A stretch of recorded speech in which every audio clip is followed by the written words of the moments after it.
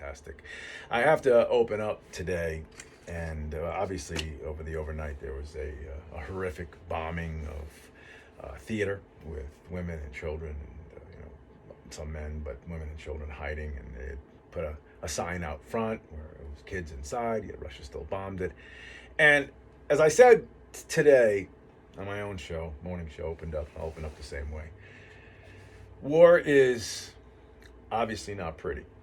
And war in the 21st century, with cell phones everywhere and video everywhere, puts you right there, right next to the action, almost as it happens. And we're getting these nightly updates, actually hourly updates, on what's happening. Things that may have taken a week in, let's say, the Vietnam Day is taking minutes now. Things that may have taken a day during Desert Storm, again, minutes. You're getting it minutes later. And it feels almost surreal, like it's not real, but it is real. And when things happen like what happened on the overnight here, it's a tool, a propaganda tool to a certain extent, but it's very, very powerful. And when you see dead bodies being pulled out of rubble, and then maybe there's a miracle where some child survives somehow, but the whole spectacle of this atrocity is what will galvanize groups of people together to say we've had enough.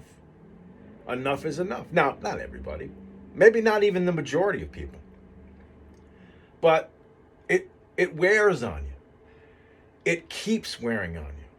It's like, the Chinese water torture.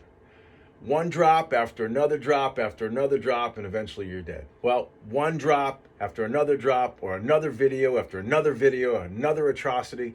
And somewhere along the line, Americans, because we have DNA unlike any other people on the planet, we are going to stand up somewhere along the line and say that's enough. It will eventually happen. Now, I guess it depends on how far Putin pushes this and how long this keeps happening. And the Ukrainians have been fierce, incredible.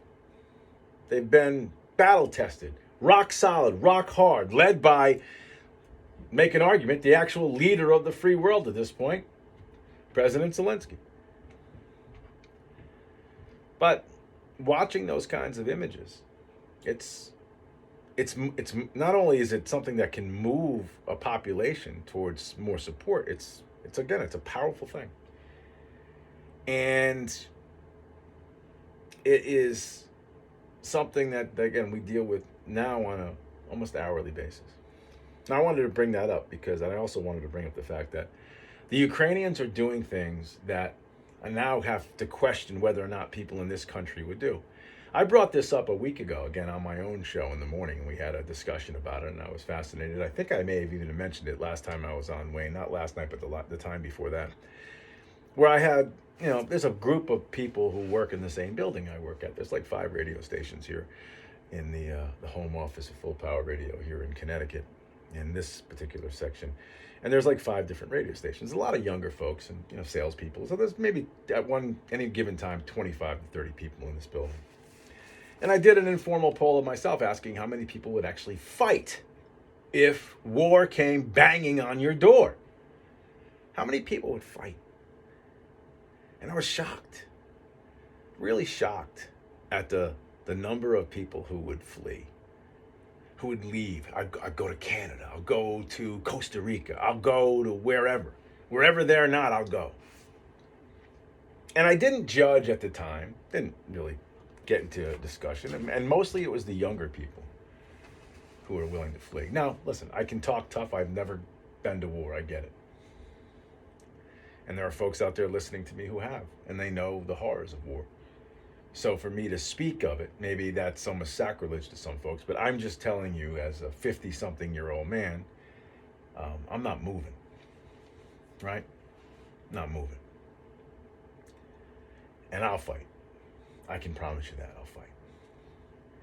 But there was a Quinnipiac poll that came out. That came out a couple days ago, but Fox just printed it a couple hours ago. In World War II, Winston Churchill famously declared, "Never in the field of human conflict was so much owed by so many to so few." It appears that there may be even fewer to count on if this recent poll is accurate.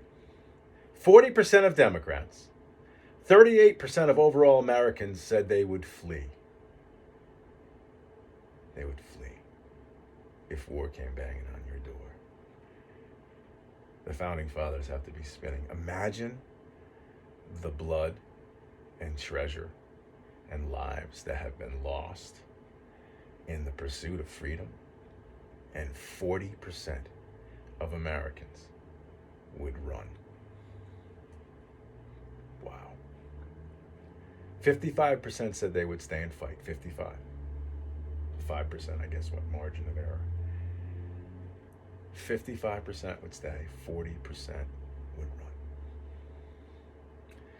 Think about the greatest generation who went to fight Hitler and Japan and defied all odds. Think about the Revolutionary War, speaking of defying all odds. We saved the world twice.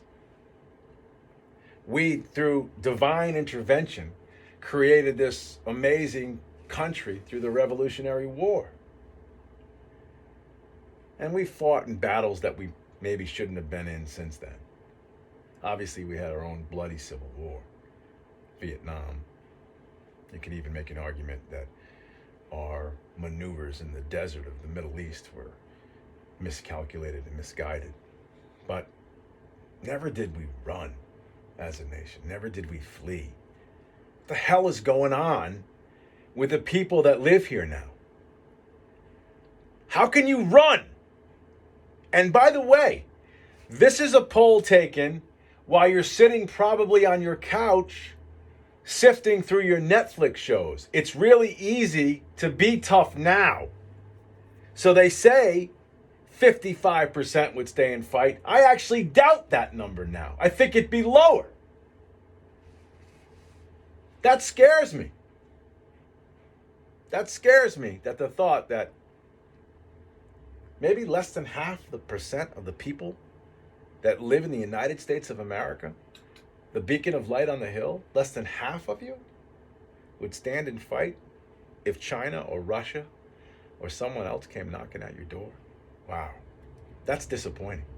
I can't even put that into words. I don't even know how to quantify that other than just overwhelming disappointment. And again, I think back at the heroes of history, George Washington. These men who, gave up their lives, their honor, their lives, their fortune, and everything. They put it all on the line for freedom. And now here we are, 250 years later. If someone comes to take your stuff, you're going to run? Wow. Now, I think maybe when push comes to shove and they're actually knocking at the door or shooting at your family, you might fire back. But in the comfy confines of your own home, this is a shocking poll. Shocking. Now, 68% of Republicans and 57% of independents said they would fight. It's the Democrats, for whatever reason, seem to be the cowards in this case.